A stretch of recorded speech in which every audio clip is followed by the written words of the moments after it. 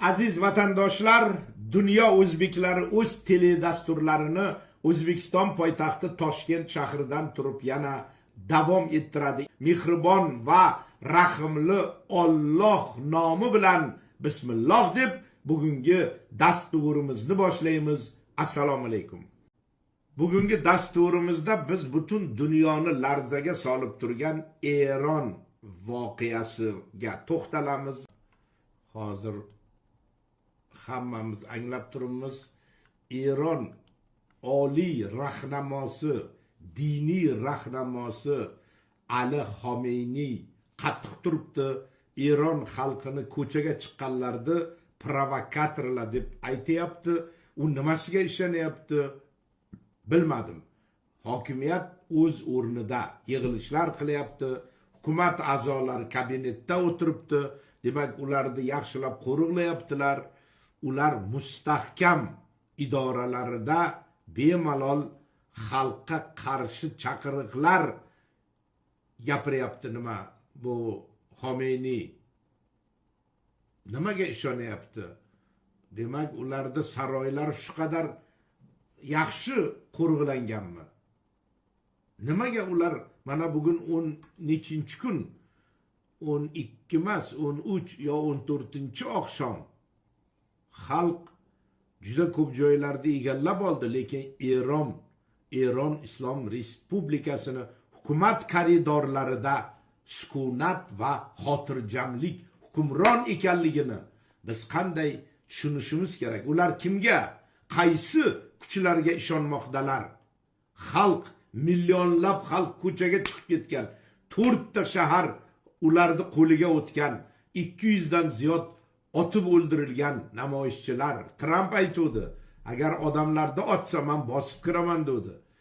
Rasmiy ma'lumotlar 68 kishi halok bo'lganligini aytayapti. Mendagi ma'lumotlar 200 dan ziyod odam halok bo'lganligini aytayapti. Shu yetarli emasmi Amerika prezidentiga bosib kirishga, xalqni himoya qilishga? Yana nima qilish kerak? Bilmadim.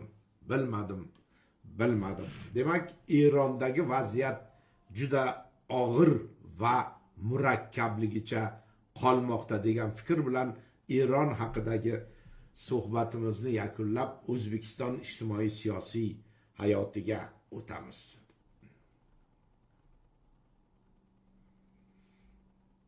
Demak, Eronda 48 soatdan buyon internet ishlamayotganligini Isroiljon aytayapti.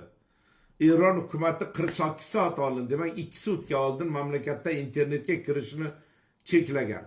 Biroq bu endi befoyda, chunki Elon Musk Eron bo'ylab Starlink internet tarmog'ini yoqib qo'ydi. Eronda Starlink ishga tushdi.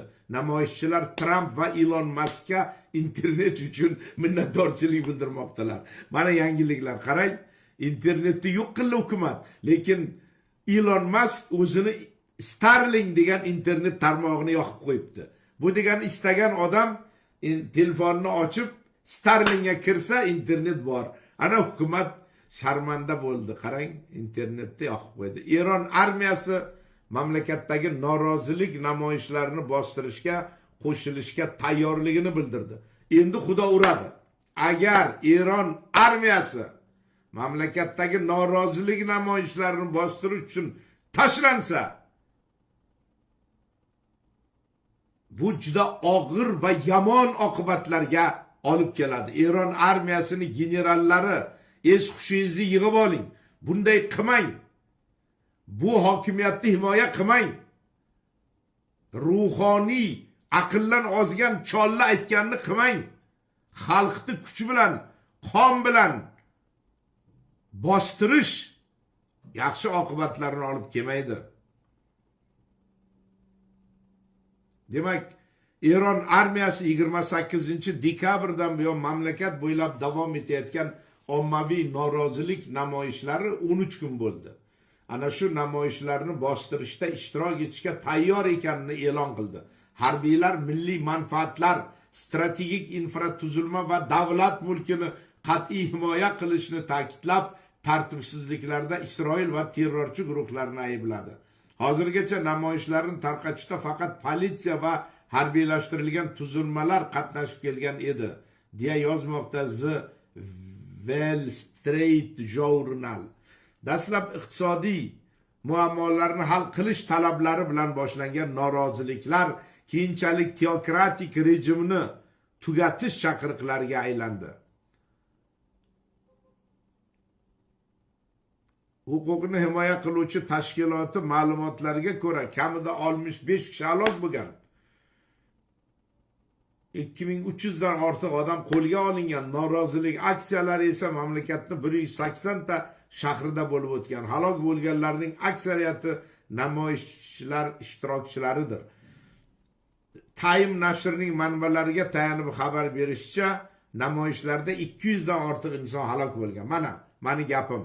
Time nashri 200 dan ortiq deyapti. Mana shu to'g'ri. 200 dan ortiq kishi halok bo'lgan. Mana sizga eng so'nggi, agar mana bu Eron armiyasi bular agar kirsa ishga, unda chatoq bo'ladi. Unda Amerika bosib kirish kerak. Bu Eron armiyasini hammasini soqolini olib, chochini olib hibsga olib ketish kerak Amerikaga. Demak, bu juda yomon oqibatlarni olib kelishi mumkin. Agar armiya aralashsa, unda tinch aholi halok bo'lishi mumkin bo'ladi. Buni oldini olish kerak. Armiya aralashsa ish chatoq bo'ladi.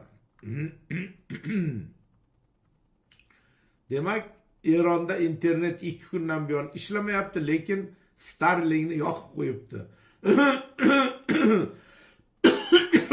Juda yaxshi. Elon Muskga sharaflar bo'lsin. Wow, yangilikni qarang. Eron bayrog'i Londondagi Islom Respublikasi elchixonasidan olib tashlandi va uning o'rniga inqilobdan oldingi arslon va quyosh bayrog'i qo'yildi. Tamom, ketdi Xomeyni. Eron, quloq solinglar. Eron bayrog'i Londondagi Islom Respublikasi elchixonasidan olib tashlandi. Demak, Eron bayrog'i Londondagi Islom Respublikasi elchixona tamomila xalqning tarafiga o'tganidan bu. Mana sizga wow, malades. Yana 3-marta o'qiyman. Eron bayrog'i Londondagi, Buyuk Britaniyani poytaxti Londondagi Islom Respublikasi elchixonasi, mana shunday elchixonalar hammasi o'tish kerak xalq tarafiga. Ming rahmat bu elchixonaning rahbariga. Olib tashlandi va uning o'rniga inqilobdan oldingi arslon va quyosh bayrog'i qo'yildi. Isroiljon, sarlavhani Eron bayrog'i Londondagi Eron elchixonasidan olib tashlandi deb qo'yamiz. Men o'zim yozib beraman sizga. Malades. Mana ko'ringlar. Ko'ringlar.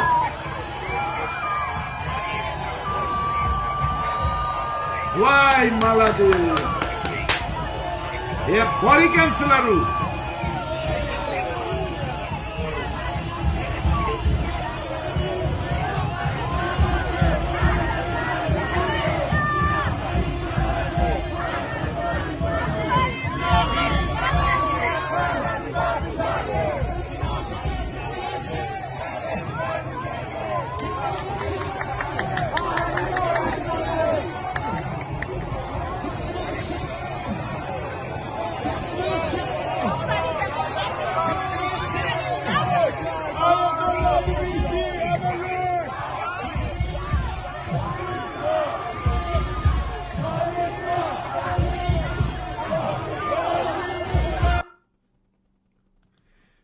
Men hayajonlanyapman.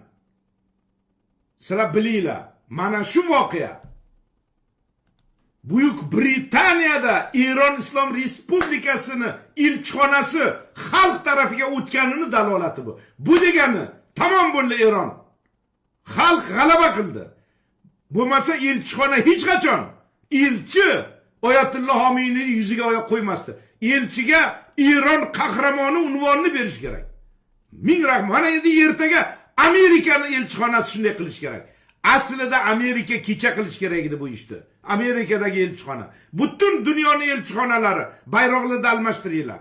Bu zo'ravon, muttaham o'zini xalqini otadigan la'nati Oyatulloh Xomeyniydi. Islom Respublikasi degan muqaddas nomni oyoq osti qilgan, Islom Respublikasi degan muqaddas nomga dog' tushirgan bu muttahamni yo'qotish kerak. Ming rahmat Buyuk Britaniyadagi Eronning elchixonasi rahbarlariga. Bu juda katta jasorat va bu jasorat ertaga butun dunyodagi davlat va mamlakatlardagi Eron elchixonalari bundan o'rnak olish kerak. Eronda namoyishchilar 30 dan ortiq masjidni yoqib yubordi. Bu masjidlar yoqilishi noto'g'ri, bu Xudoning uyi. Lekin bular Oyatullohga xizmat qilgani uchun yoqildi. Bu noto'g'ri bu. Lekin mana bular hammasi Oyatulloh Xomeyniyni qilgan ishini natija. Lekin masjid yoqmas kerak. Kim bo'lishidan qat'iy nazar. Men buni yoqlamayman buni. Bu mutlaqo noto'g'ri bu. Xudoning uyi bu. Hammalaringizga yaxshi kayfiyat tilab xayrlashamiz. Erta diydor ko'rishguncha omon bo'ling, aziz vatandoshlar.